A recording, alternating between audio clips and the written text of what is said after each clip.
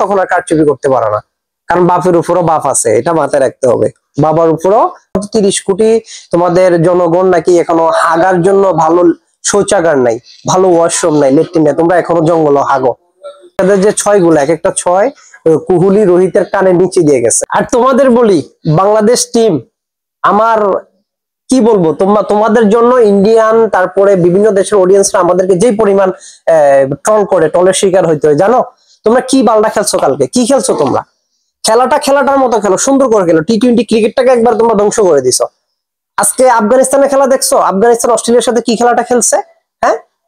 ভাবা যায় এগুলো? 6 উইকেটে আফগানিস্তান 149 রানের টার্গেট দিচ্ছে অস্ট্রেলিয়াকে।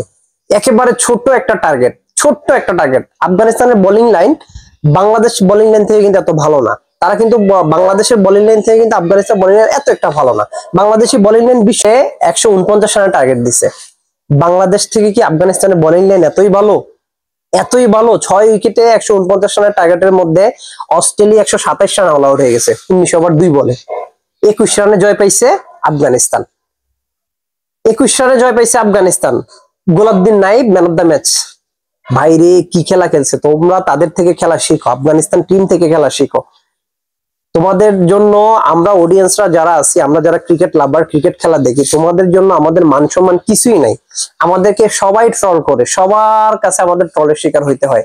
এই যে ইন্ডিয়ান অডিয়েন্সরা কমেন্ট বক্সে এসে কি পরিমাণ গালাগালি আমাদেরকে করছে, কি পরিমাণ কথা আমাদেরকে শোনাইছে, এটা যদি বাংলাদেশ টিম তোমরা শুনতা বা তোমরা জানতা, তাহলে তোমাদের লাজ লজ্জা থাকতো, তোমরা এরকম খেলা খেলতা না। শুরুতেই একটা মারমুখী স্টাইলে ব্যাটিং শুরু করবা।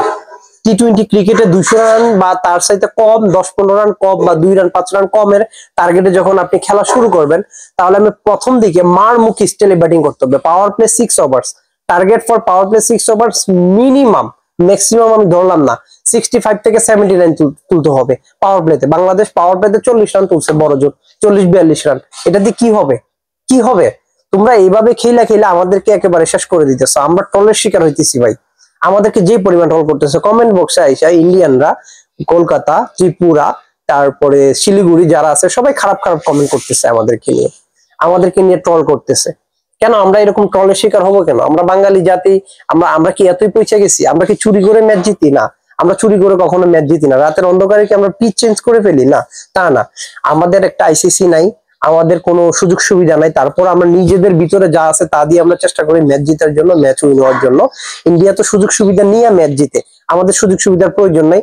তোমরা তারপরও বিশেষ করে একমাত্র রিশাদ হোসেনকে দেখলেই বোঝা গেছে যে কালকে সে 197 রানের টার্গেটে খেলতে নামছে। রিশাদের যে 6 গুলো, এক একটা 6 কোহলি রোহিতের কানে নিচে দিয়ে গেছে। তোমরা কেমন জাতি? তোমরা কেমন জাতি? তোমাদের এখনো তো 30 কোটি তোমাদের জনগণ নাকি এখনো হাগার জন্য ভালো শৌচাগার নাই, ভালো ওয়াশরুম নাই, লেট্রিন নাই, তোমরা এখনো জঙ্গল হাগো। তোমরা জঙ্গলে হাইগে এখন বলো আমাদের টিম নিয়ে, আমাদের দল নিয়ে তোমরা সমালোচনা করো কেন? হ্যাঁ, তোমরা এমনিতেই রাত্রে বেলা পিচ চেঞ্জ করে ফেলো, এই করো সেই করো, তোমরা আইসিসি থেকে সুযোগ সুবিধা, আইসিসি থেকে সবকিছু নিয়ে তোমরা ম্যাচ জিতো। নিজেদের ভিতরে কি আছে ওইটা দিয়ে তো কখনো জিততে পারো না, চুরি করেই সবসময় ম্যাচ জিতো।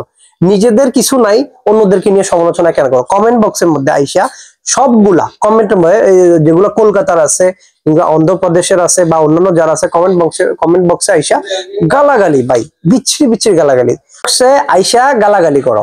তোমাদের তো এই ব্যবহার, তোমাদের বংশের পরিচয়, এটা তো বোঝা যায়।